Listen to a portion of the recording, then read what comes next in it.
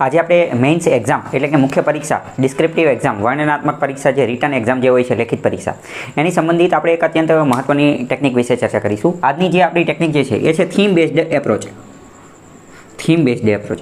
આની પહેલાં ઓલરેડી મેં એક્ઝામ્પલ ટેકનિક ઉપર એક વિડીયો બનાવેલો છે. આની પહેલાં મેં કીવર્ડ ટેકનિક ઉપર એક વિડીયો બનાવેલો છે. આ ઉપરાંત મેં ઓફિસર લાઇક ક્વોલિટી ઉપર OLQ ઉપર જે છે એક વિડીયો બનાવેલો છે. અલગ અલગ ઘણા બધા વિડીયો બનાવેલા છે કે જેના અંતર્ગત એ મેં સમજાવેલું છે કે મેઇન્સ પરીક્ષામાં સારા માર્ક કઈ રીતે લાવી શકાય, કઈ કઈ ટેકનિકનો ઉપયોગ કરી શકાય, ફોલ્ડર ટેકનિક.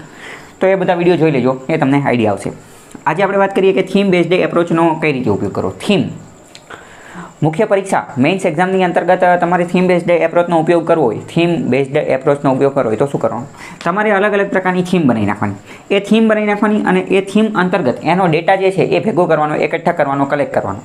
થીમ કેવી કેવી બનાવી શકાય? ફોર એક્ઝામ્પલ સમજો કે એક તમે થીમ બનાવી નાખી એજ્યુકેશનની. આ થીમ બનાવી એનો મતલબ શું?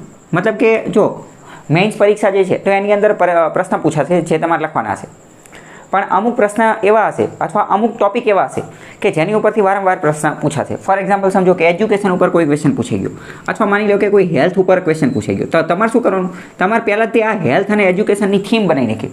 હવે તમે ગમે ત્યારે ગમે કંઈ વાંચતા હોય અને તમને એજ્યુકેશન રિલેટેડ કોઈ પણ ડેટા મળે, એજ્યુકેશન રિલેટેડ કોઈ પણ ડેટા મળે તો એનું તમારે લિસ્ટ બનાવી નાખવાનું. એના કીવર્ડ્સ મળે, એનો કોઈ ડેટા મળે, એની કોઈ માહિતી મળે, એને રિલેટેડ એક્ઝામ્પલ મળે, એના રિલેટેડ કોઈ રિપોર્ટ મળે, તો એ બધું જે છે ને એ તમારે એજ્યુકેશન થીમની અંદર બનાવી દેવાનું. તો એજ્યુકેશનની થીમ એક બનાવવાની, એની અંદર 2, 3, 4, 5, 10 પાના જેટલું મટીરિયલ ભેગું કરવાનું તમારે જાતે તે.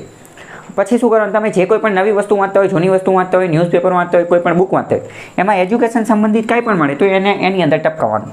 ફોર એક્ઝામ્પલ સમજો કે એજ્યુકેશન રિલેટેડ આપણે વાત કરીએ, એક રિપોર્ટ આવે છે એસરનો report, annual status of education report. તો એસરના રિપોર્ટનો શું ડેટા છે એ તમારે એજ્યુકેશનના થીમની અંદર નાખી દેવાનું. બીજી આપણે વાત કરીએ કે સ્ટેટસ ઓફ અથવા તો state of education in India, કે ભારતની અંદર જે છે એ શિક્ષણનું પ્રમાણ કઈ રીતનું છે, ભારતની અંદર પ્રાઇમરી સ્કૂલની સ્થિતિ કેવી છે, ભારતની અંદર સેકન્ડરી, હાયર સેકન્ડરી સ્કૂલની સ્થિતિ જે છે એ કેવી છે.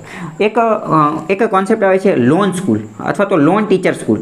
ઘણી બધી ભારતની અંદર એવી સ્કૂલ પણ છે કે જે માત્ર એક જ શિક્ષક દ્વારા ચલાવવામાં આવે છે. આખી નિશાળની અંદર એક જ શિક્ષક હોય, તો એનો ડેટા હોય તો એ તમારે લખી રાખવાનો.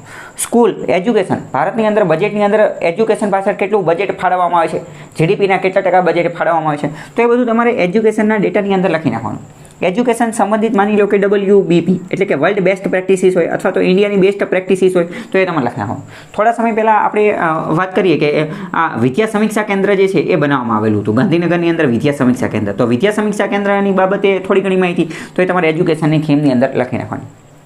In short, theme based approach શું કહે છે કે અમુક પ્રકારની થીમ જે છે એ તમારે બનાવી નાખવાની અને એની અંદર ડેટા જે છે એડ કરતું જવાનું. બીજી એક માની લો કે હેલ્થ રિલેટેડ, તો કે ભારતની અંદર જે છે એક તો આ આયુષ્માન ભારત સ્કીમ ચાલે છે, Ayushman health and wellness centre જે છે એ ચલાવવામાં આવે છે, તો એનો ડેટા, હેલ્થ પાછળ જીડીપીના કેટલા ટકા ખર્ચ કરવામાં આવે છે, હેલ્થ પાછળ કેટલું બજેટ એલોકેટ કરવામાં આવે છે, ભારતની અંદર પર હેડ કેટલા ડૉક્ટર છે એની વાત જે છે આપણે કરવાની. WHO એ હેલ્થ વિશે શું કહે છે, તો હેલ્થ રિલેટેડ તમને જે કંઈ પણ ડેટા મળે એ બધો તમારે જે છે એની અંદર ટપકાઈ દેવાનું. ઇન શોર્ટ, તમારે આવી અમુક પ્રકારની થીમ બનાવી નાખવાની. ફોર એક્ઝામ્પલ બીજી એકાદી થીમ હું તમને કહું કે ક્લાઇમેટ ચેન્જ ઉપર એકાદો પ્રશ્ન ટોપિક ગમે એ પૂછાઈ જશે. આવી તમે થીમ બનાવી નાખશો તો થીમથી ફાયદો શું થશે? થીમ બનાવી નાખી તો થીમની અંદરનો જે ડેટા હશે એ ડેટા તમે ગમે આ ઉપયોગ કરી શકશો. ગમે આ એટલે કે ફોર એક્ઝામ્પલ માની લો કે એસે પૂછાઈ ગયો, એ ડેટા ઉપયોગ કરી નાખો. માની લો કે લેટર પૂછાઈ ગયો તો એની અંદર એ ડેટા ઉપયોગ કરી નાખો. માની લો કે રિપોર્ટ પૂછાઈ ગયો એની અંદર એ ડેટા ઉપયોગ કરી નાખો. અથવા માની લો કે ક્વેશ્ચન આન્સર પૂછાઈ ગયા તો એની અંદર પણ એ ડેટા ઉપયોગ કરી શકો. જ્યાં મજા આવે ત્યાં ઉપયોગ કરી શકો. ક્લાઇમેટ ચેન્જ પણ એક મહત્વની થીમ બનાવી શકો છો. આની સિવાય બીજી કઈ થીમ બની શકે? સાયબર રિલેટેડ એકાદી થીમ જે છે બની શકે છે કે ટાઈપ્સ ઓફ સાયબર એટેકના કયા પ્રકાર છે, ભારતની અંદર સાયબર ટેકનોલોજી જે છે એનું વધતું પ્રમાણ. બીજી એક થીમ બનાવી શકાય છે ડિજિટલ ઇન્ડિયા, કે ડિજિટલ ઇન્ડિયા અંતર્ગત અથવા તો ડિજિટલ ગવર્નન્સ બાબતની વાત કરીએ. સાયબરની અંદર તે સાયબર વોર અથવા સાયબર એટેક એ બધી વસ્તુ જે છે એ પણ આવશે. ડિજિટલવાળી એક થીમ જે છે એ બનાવી શકાય છે કે ભાઈ ભારતની અંદર ડિજિટલ ટેકનોલોજીનું કઈ રીતનું આગળ પડતું પ્રમાણ છે, એના ફાયદા, એના નુકસાન. આની અંદર બધાના 5 ફાયદા, બધાના 5 નુકસાન ને એવું બધું પણ લખી શકાય. આ થીમની અંદર બીજી એક વસ્તુ એ પણ લખી શકાય કે ગવર્મેન્ટ ઇનિશિયેટિવ, કોઈ વસ્તુ જે છે તો એની સંબંધિત સરકારે કઈ પહેલ કરેલી છે એવા તમારે 5 લિસ્ટ બનાવી નાખવાના. ફોર એક્ઝામ્પલ વાત કરીએ કે આજે સાયબર જે છે તો સાયબર ટેકનોલોજીની અંદર સાયબર એટેકને એ બધું થાય છે તો એને રોકવા માટે સરકારે કયા 5 પગલાં ભરેલા છે? તો કે ભાઈ સરકારે માની લો કે I4C બનાવેલું છે, Indian coordination cyber crime crime command centre એવું બનાવેલું છે, બરાબર. પછી સાયબર સ્વચ્છતા કેન્દ્ર જે છે એ બનાવેલું છે, સાયબર ક્રાઇમ રિપોર્ટિંગ પોર્ટલ બનાવેલું છે, નેશનલ વેબસાઇટ બનાવેલી છે, 1930 નામનો હેલ્પલાઇન બનાવેલી છે. તો એ બધું તમારે આ જે થીમ બનાવેલી હોય એની અંદર જે છે એ બધું એનો લિસ્ટ જે છે એ બનાવી દેવાનું, બરાબર. તો આવી રીતે તમે આગળ વધી શકો છો. હવે એવી જે એક થીમ જે છે એ હું તમને એક આઈડિયા દ્વારા સમજાવું. એક થીમ મેં બનાવેલી છે એ હું તમને એક્ઝામ્પલ દ્વારા સમજાવું. એવી એક થીમ અત્યારે આપણે ડિટેલમાં બનાવીએ, બરાબર. એ થીમનું નામ હું તમને આપું ડેટા. તો કે ડેટા ઉપર ક્વેશ્ચન પૂછવાની સૌથી વધુ શક્યતા છે. ડેટા એટલે શું? તો કે માહિતી ઉપર આજે ઘણા બધા લોકો, તજજ્ઞ લોકો, ઇલોન મસ્ક ને મુકેશ અંબાણી જે તજજ્ઞ લોકો, નરેન્દ્ર મોદી, એ બધા લોકો ડેટા ઉપર વારંવાર કોટ અથવા પોતાનું ભાષણ ને એ બધું આપતા હોય છે. મુકેશ અંબાણીએ તો જે તે સમયે એવું કીધું હતું કે data is the new oil.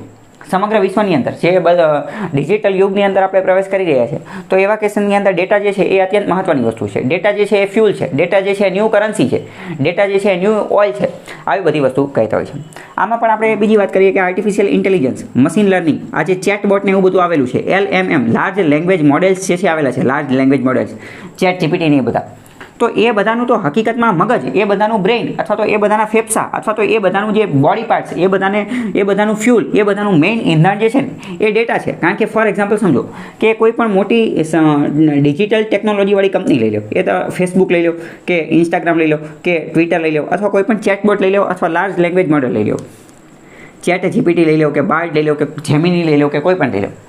તો હકીકતમાં આ બધા જે છે એ ચાલે છે, પોતાનું વર્ક કરે છે. ચેટ જીપીટીને કોઈ પણ પ્રશ્ન પૂછીએ તો એનો જવાબ આપે છે.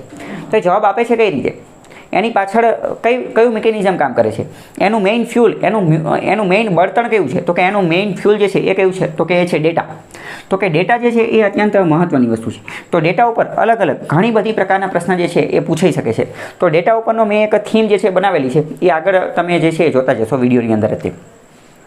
તો ઇન શોર્ટ ડેટા થીમ કઈ રીતે બને એ તમને ખ્યાલ આવી ગયો. ડેટા રિલેટેડ અમુક એક્ઝામ્પલ, અમુક એની માહિતી, અમુક ક્વોટ અને મોસ્ટ ઇમ્પોર્ટન્ટ એક્ઝામ્પલને એ બધાનું લિસ્ટ જે છે એ હું તમને આગળ થોડી વારમાં સમજાવું. પણ પહેલાં આપણે સમજીએ કે ડેટા ઉપર જે છે એ ક્વેશ્ચન કેવા પૂછાઈ શકે. પહેલાં તો લેટર પૂછાઈ જાય, પત્ર પૂછાઈ જાય. કેવો પ્રશ્ન પૂછાઈ જાય? એવો પ્રશ્ન પૂછાઈ જાય કે તમે તમારા મિત્રને ડેટાનું મહત્વ દર્શાવતો પત્ર જે છે એ લખો. તમને એવું લાગે આવો પત્ર થોડો પૂછાતો હોય? ઓલરેડી ગઈ વખતે જીપીએસસીમાં પ્રશ્ન પૂછાઈ ગયો કે તમારા મિત્રને એક પત્ર લખો કે જાહેર ખબરો એ બજારનું નિયંત્રણ કરે છે. તો જો એવો પ્રશ્ન પૂછાઈ જતો હોય તો ડેટાવાળો પ્રશ્ન તો પૂછાઈ જાય કે ડેટા, અથવા તો એવો પ્રશ્ન પણ પૂછાઈ શકે કે આજના ડિજિટલ યુગમાં ડેટાનું મહત્વ જે છે એ ખૂબ વધી રહ્યું છે. અને ડેટા જેવું આવે તો ડેટાની સાથે એક બીજી વસ્તુ પણ જોડાયેલી છે, પ્રાઇવસી, એટલે કે નિજતાનો અધિકાર. આર્ટિકલ 21 અંતર્ગત નિજતાના અધિકારને તો હવે મૂળભૂત અધિકાર તરીકે પણ ઘોષિત કરી દીધો છે. તો ડેટા એ અત્યંત મહત્વની વસ્તુ છે. તો પહેલાં તો પ્રશ્ન પૂછાઈ જાય કે તમે તમારા મિત્રને પત્ર લખો, ડેટાના મહત્વને સમજાવતો પત્ર લખો. અથવા એવો પ્રશ્ન પૂછાઈ જાય કે તાજેતરમાં વધતા ડિજિટલ યુગની અંદર ડેટાનું પ્રમાણ અને પ્રાઇવસી, નિજતા વચ્ચે જે છે એ એક પ્રકારનો કોન્ફ્લિક્ટ, સંઘર્ષ ઊભો થઈ રહ્યો છે. આ બાબતે એ અને બી બે વ્યક્તિઓ જે છે એ ડાયલોગ, સંવાદ કરી રહ્યા છે. તો એ બાબતેનો સંવાદ જે છે એ તમે રજૂ કરો. આ પ્રશ્ન પૂછી શકો. ડેટા ઉપર જે છે એ પ્રશ્ન પણ પૂછાઈ શકે. એસે નિબંધ પૂછાઈ જાય. નિબંધ ડાયરેક્ટ જ કઈ રીતે કે data is the new currency. આ જ ક્વેશ્ચન જ આ કહી દીધો, data is the new currency. અથવા ક્વેશ્ચન પૂછાઈ જાય કે data is the new oil. એવો ક્વેશ્ચન પૂછાઈ શકે. અથવા તો એવો ક્વેશ્ચન પૂછાઈ જાય કે data is the landmark factor in new age economy. એટલે કે આવનારા નવા યુગની અંદર ડેટા એ એક અત્યંત મહત્વનું ફેક્ટર જે છે એ બની રહેવાનું છે. ઘણી બધી વાર એવું પણ કહેવામાં આવે છે કે આજના જમાનામાં જેની પાસે વધુ ડેટા છે એ જ તો ઇકોનોમીની અંદર, માર્કેટની અંદર અને અલગ અલગ વસ્તુઓ પર જે છે એ દુનિયા ઉપર એની રાજ કરવાની શક્યતા જે છે એ વધી રહી છે, જેની પાસે વધુ ડેટા છે એ. બરાબર. તો આવા અલગ અલગ ક્વેશ્ચન પૂછાઈ શકે કે લેટર પૂછાઈ ગયો, એસે પૂછાઈ જાય. ક્વેશ્ચનની અંદર પણ પૂછાઈ શકે કે ભાઈ ડેટાનું મહત્વ શું છે એ ઉદાહરણ દ્વારા સ્પષ્ટ કરો. મેન્સની અંદર જ પ્રશ્ન પૂછાઈ શકે કે તાજેતરમાં ડેટાનું મહત્વ શું છે એ સમજાવતું એને ઉદાહરણ સહિત સ્પષ્ટ કરો. તો આ ક્વેશ્ચન પૂછાઈ શકે. તો હવે આગળ આપણે જોઈએ કે થીમ બેઝડ એપ્રોચની અંદર કયા એક્ઝામ્પલ, કયા